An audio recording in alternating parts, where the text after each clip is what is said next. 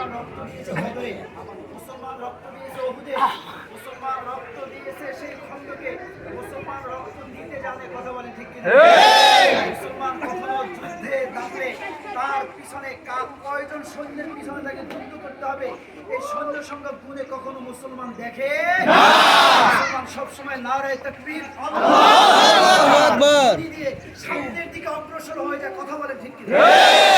মুসলমান সে শুধু নামে মুসলমান হবে না, তার মুসলমানিত্ব থাকবে কাজে। সে মুসলমান দিনের বেলায় রোজা রাখবে, রাতের বেলায় তাহাজ্জুদের নামাজ আদায় করবে, আল্লাহর সাথে রাত্রিবেলায় সম্পর্ক স্থাপন করবে এবং দিনের বেলায় রোজা রেখে আল্লাহর দ্বীন প্রতিষ্ঠা করার জন্য, জালেমকে ধ্বংস করার জন্য, মজলুমকে রক্ষা করার জন্য নিজের জীবনের সমস্ত রক্তটুকু ঢেলে দিতে প্রস্তুত আছে। আমরা হলাম সেই মুসলমান, আমরা হলাম সেই বীরের জাত। তোমরা ভুলে গেলে চলবে না।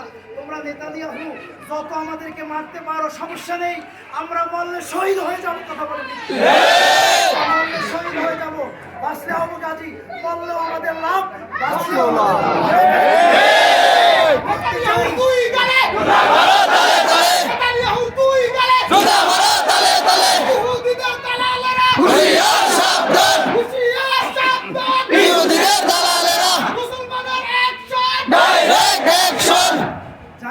বন্ধুরা। আপনারা এই ভাটুলি এলাকা সহ পুরো ভাটুলিয়া গ্রামের এলাকার সব মানুষজন এখানে উপস্থিত হয়েছে। আপনাদেরকে জানাচ্ছি আন্তরিক মোবারকবাদ। আল্লাহ তাআলা কাল কিয়ামতের ময়দানে হয়তোবা এই দৃশ্য আল্লাহ তাআলার ক্যামেরায় ধরা পড়েছে।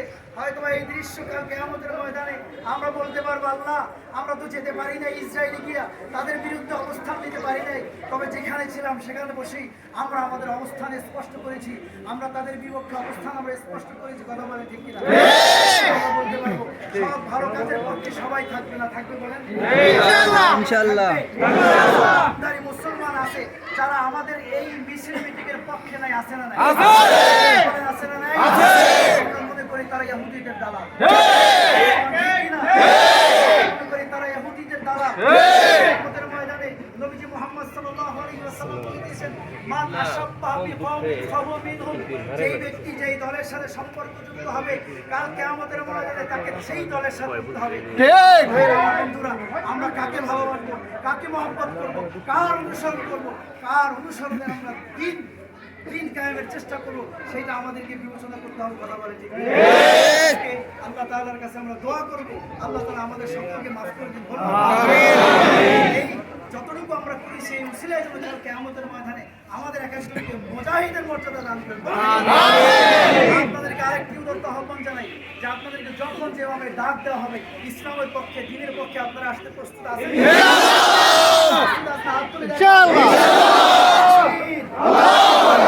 আমরা ইহুদিদের সব পণ্য বয়কট করলাম।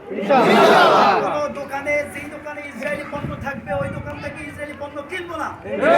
সেই ব্যবসায়ী বাইরে ইসরায়েলি পণ্য আগে কিনেছেন, আগে বেচেছেন, এখন থেকে আর বেচবেন না ইনশাআল্লাহ।